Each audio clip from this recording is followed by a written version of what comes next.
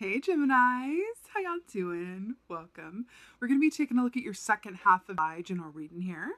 So in your meditation, very interesting, I saw Ben Stiller as he is in the movie Walter Mitty. I think there's more to that title, but anyway, Walter Mitty. And then it came across as The Secret Life of Walter Mitty, which is really interesting, but basically, long story short, in that movie, Ben Stiller kind of has like a fantasy life of how he would be, how he would respond to people, actions he would take. He were like the, a version of him that knew no fear, right? And then he has the actual reality. So he's kind of like timid in real life. He kind of doesn't go for things.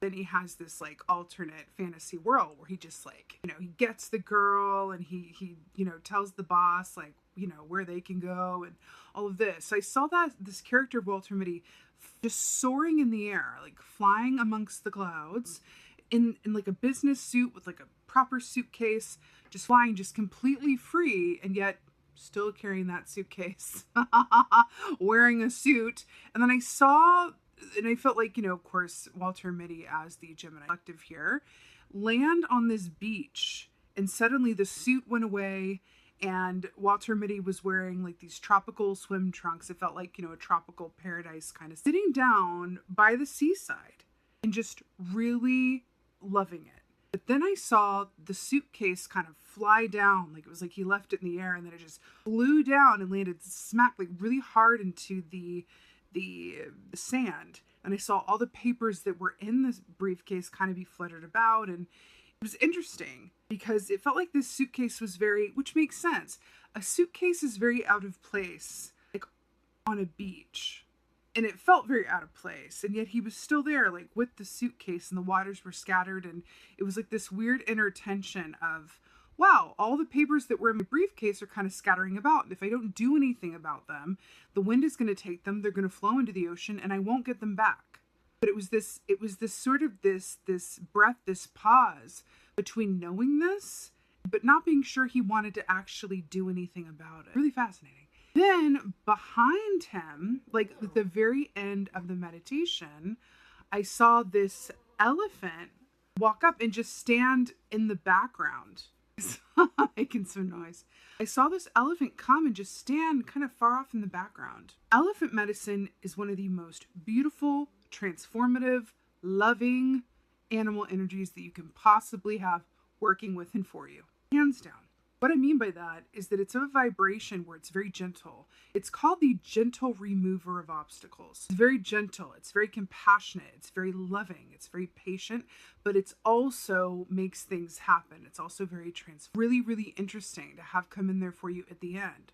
There's an aspect of elephant energy that also equates to the hermit and the tarot, which is about, really going inside of oneself to really ask those deep questions and do a thorough check-in of one's inner state and being.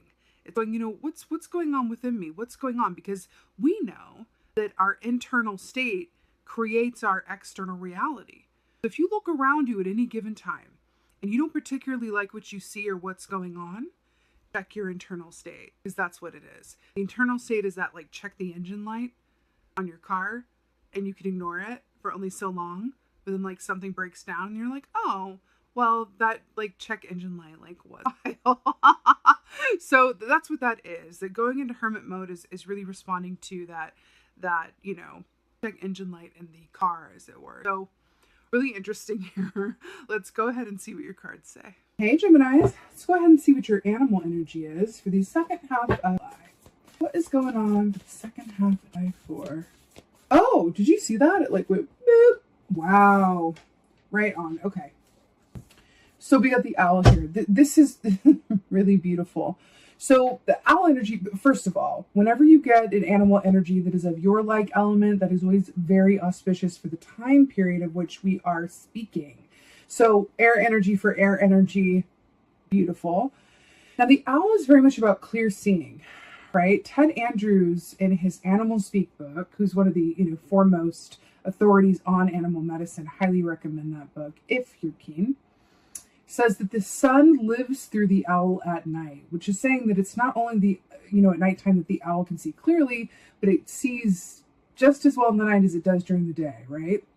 So with this, it really speaks of being able to see internally as well as externally. Now, this is very interesting, given that we had the elephant, which is that hermit energy coming up in your meditation.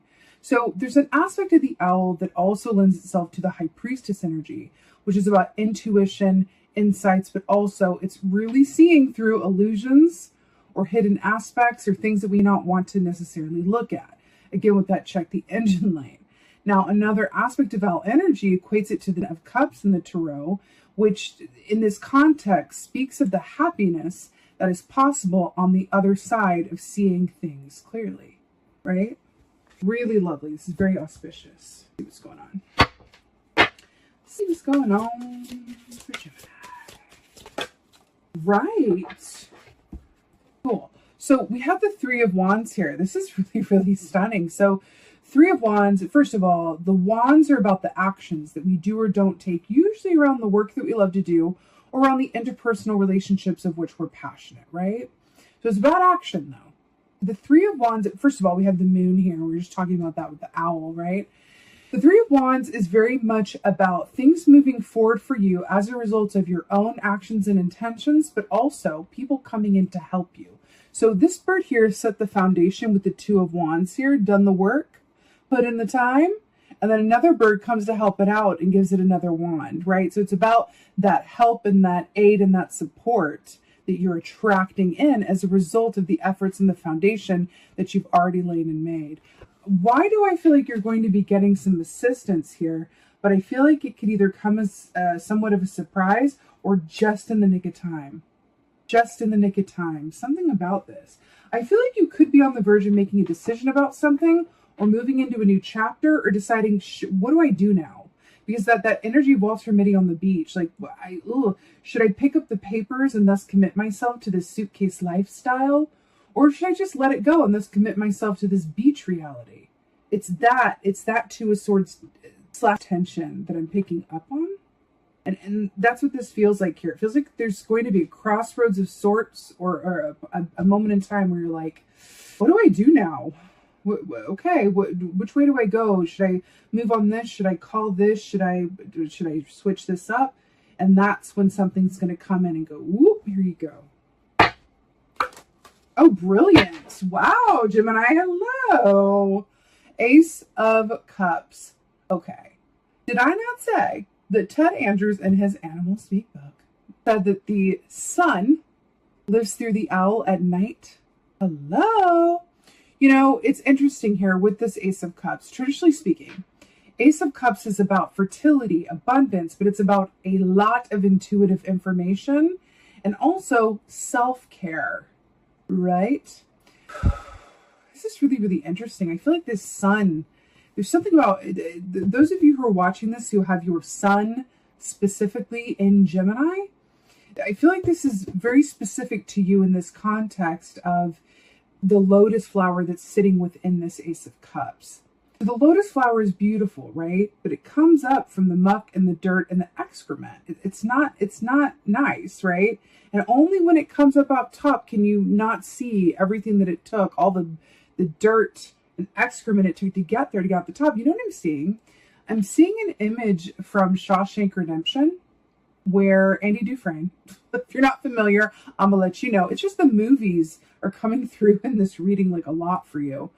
He, not to give a spoiler alert, but he basically digs his way out of this prison, right?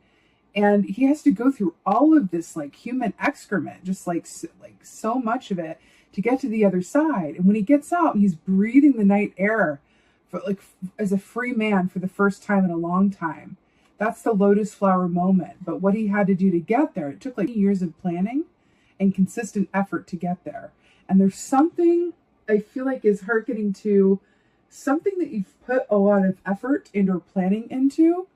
The tunnel is going to come out on the other side, and there's going to be a transition point around this. It really feels that way. It feels like there's also an aspect of this that says, like, there's an acknowledgement of where you've been, and there's an acknowledgement of this tension within you that goes, well, where am I going? You know, I'm really drawn to these feathers down here too that feel like they were shed. Here, I don't don't think, it could be a magpie, I'm not quite sure. Anyway, these feathers that were shed here, and then we have the lunar moth here as well. I feel like there are aspects of your reality, your situation, or your inner life, kind of like Walter Mitty in that suitcase with all the papers flying around. There's an aspect of this that says, what are you willing to have end so that something new that you really want can begin? Oh, really? Sometimes it's so on the nose. So you have the death key here, which is about endings and beginnings. We were just talking about that. You have another owl here as well with the death key carrying this poor little mouse. You know what's interesting here is that both of these are about clear seeing. Owls are about clear seeing. We said that, right? But mice are about seeing the details of things and being able to see things from a perspective that nobody else can. So there's a bigger picture than the finer points of details. But here's what I'm really drawn to. The mouse is in a point of surrender to this owl. The mouse is at end of life here. Thank you for your service, right? Or thank you for your sacrifice, really. The mouse is at end of life with the owl. And I feel like there's something dying away in terms of the finer facts and figures of something. You've already put a lot of that time and work and effort in. And the owl is coming in to say, again, what I just said.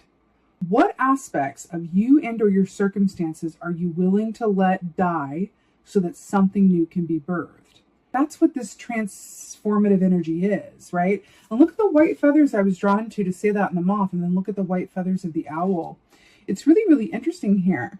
But this does feel like transitions and moves and phases and things, coming to completion points so that something new can begin. But I don't feel like this is without some form of resistance or sadness or loss. And I do feel like the relief be more palpable, or the excitement over something new be more palpable than the loss. But at the end of the day, when things end, or when we transition from one state to another, there is an inherent bittersweet, feeling that comes along with that. And again, with that Walter Mitty sitting on the beach, like going, do I really pick up these papers and the briefcase and this commit myself to this, where I was, or do I really let it go and embrace, the sand reality? What's really interesting with that too, what's coming to mind, actually, it's in this deck. I'll show it to you. So what comes to mind with that is there's another aspect of the elephant. I'm going to try to find it in this deck. So maybe use this deck. That speaks of the elephant in terms of Three of Swords energy, which is very much about heart pain that's directly linked to the past. Elephants are associated with the past because they have very long memories. They're highly intelligent. They mourn their dead, all of that. So I feel like this elephant in the background too for you is very much about what has been. Mourning it if you need to, right? There's something in that. And then allowing yourself to really it to release it, right? That's the thing. Like, we can think that we release things and they come back to us in really surprising ways, either when we're triggered or when the cards are down. As I put the deck down. It's really about engaging in a sort of vigilant self-awareness. Is this literally going to be the last card in this deck, though? Maybe you're not meant to see it, but I could have sworn in this deck, maybe it's in this one. There's one of these decks where the Three of Swords is kind of shown with this elephant animal energy attached to it. And I think it's, there's an elephant with Two of Cups. But it's the tusks that are sticking up out of the heart. And again, it's so often heart pain, right? Directly ties us to the past and what has been, right? When you think about mourning, we've mourned what we've lost. We have so much pain that is connected to the past that it affects us, sometimes subconsciously. Sometimes we can be affected by things from a subconscious place and not even really be aware of them. And that's when it's really important for us to assume the hermit position as it was and really engage in some self-awareness so that we're not subconsciously affected by our fears or the past pain or whatever it is. Oh, okay. Hope this was worth the wait. Here we go. Three of Swords. Here we go. Oh, feather. Elephant tusks and feather. I feel like this is an aspect of your reading as well that you're really being asked to be cognizant of so that you can release it. Now, what's really interesting here is in Egyptian lore, when you would die, your heart was placed on one, there was a scale, right? Placed on one side of the scale and a feather on the other. And if your heart was lighter than a feather, then you were able to pass through to the afterlife. But if it was heavier, then not so much. So this speaks of having a light heart as well. And I feel like that's really coming through for you. But I love that it's coming through with that elephant context, because again, it's very gentle, very forgiving, and very patient. I would also say, you know, allowing yourself to be patient within all of these changes that are afoot, because even though they're happy, even though the changes, remember what I said? The change and self-awareness that leads you to a Ten of Cups reality, which is complete emotional fulfillment, happy home and family, peace, rainbows, right? Is in the traditional Rider-Waite tarot. It's like a rainbow with the Ten of Cups.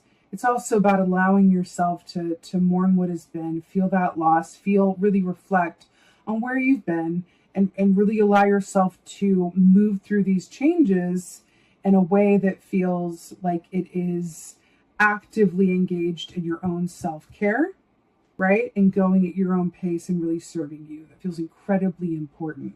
There's definitely change afoot, Gemini, for sure. Let's see what your advice is. Advice for, oh, really? I like it. I like it so much. Page of Wands. This is so brilliant. So, first of all, I want to point out, Page of Wands. This is the beginning of this court card suit, right? So this is the youngest energy, which speaks of what? New beginnings, right? Beginner's energy. But why I'm so obsessed with the Page of Wands is because when this comes up, we're being asked to have courage and be brave and take risks. And to come at life and any kind of potential or obstacle or anything at all of the plethora of things that life holds, with a attitude of curiosity. See how curious this lizard is, right? Curiosity over judgment, right? And I feel like that's your advice. In regards to your own situation, in regards to the potential of your life, curiosity, not judgment. It's really, really beautiful. And then also having courage and being brave and setting out on these new adventures and these new paths ahead. You got the Death Key, and then your advice is the Page of Wands. Mourn those endings, let them be where they are, and then really commit to this Page of Wands. I feel like the equivalent of this would have been Walter Mitty on the seaside, letting those papers go and letting that suitcase just fly out to sea, right? Let it go. Really embrace the new. I like that we have the desert landscape there as well. Really beautiful. Let's go ahead and get an oracle. Feeling like the earth magic.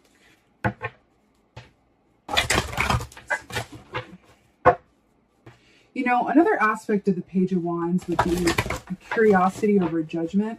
This can be very simple in terms of, you know, you could have an idea for something or have a job opportunity or have, you know, whatever it is. And instead of thinking your way out of something and going, oh, well, that wouldn't work because of this. Oh, but what if I did this? What would happen to this, right? Instead of that, being curious, because that can be judgment as well. Thinking your way out of something or cutting something off before it even begins can be judgment as well. Judgment that things are going to go how they've gone before. Judgment because the past is influencing you. Judgment because you feel like you don't deserve anything else than for things to be difficult to be worth it, whatever that is. The curiosity might look like, okay, well, here's a potential here. What might that look like? And then from that, well, if it did look like that, how might that feel? And if it felt like that, then what might happen from there, right? Curiosity is the breeding ground for solutions. And that's the point. Curiosity is the breeding ground for solutions. Let's get an oracle. Oh, my God, stop. Stop and repeat. Rainbow blessings. Did I not just talk about the rainbow that is on the of cups and the tarot? Did I not though? Rainbow blessings is very much what it sounds like. It's a beautiful time. This also comes what? After the storm. So this is really saying, like, allow what needs to end and really embrace the potential of everything that could be that is yours, right? There's also, I'm hearing, Brene Brown talks about this, and I don't think I'm going to be able to quote it directly, but she basically talks about in the moment of greatest joy, we in the same moment, you know, kind of cut it off at the heel and damper it with fear. God, I'm so happy. This can't last. What's going to happen that's going to be awful, right? Because with everything good, something bad comes. Or God, I'm so happy. And then I have this visual of like the person I love the most, like dying a grisly death because I'm so happy. It's like the joy capturer where it just keeps you from truly feeling the full capacity of joy because you want to save yourself from that potential, that very scary potential that one day or in whatever situation that joy go away or be met with some sort of sorrow or loss. So look it up if you feel keen, but Brene Brown talks about this in her book, Daring Greatly. And I think that's an aspect of the page of wands as well, the daring greatly, but rainbow blessings. This is a beautiful time for you. It's a really, really beautiful time for you. Again, letting go of what wants to end, really embracing these changes through the lens of self-care. You have some really good love around you too, by the way.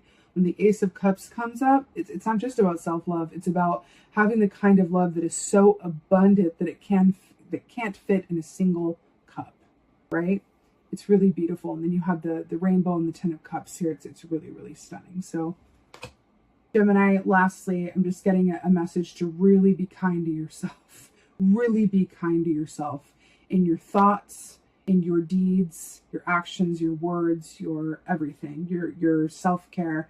Really be kind to yourself and really treat yourself as you would a child that you love very much that is going through a time of change and maybe needs some encouragement to really know that they deserve to live the kind of life that they could only dream of up until this point, whether it's like flying in the sky and landing on a beach somewhere and getting rid of the suitcase, or entering into a new line of work, or entering into a new time of life where things are going to look different for the better, but different, right?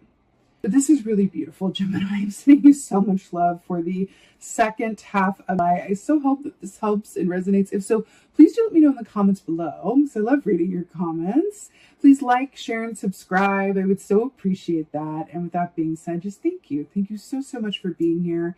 And most of all, and as always, thank you for being you. And be well.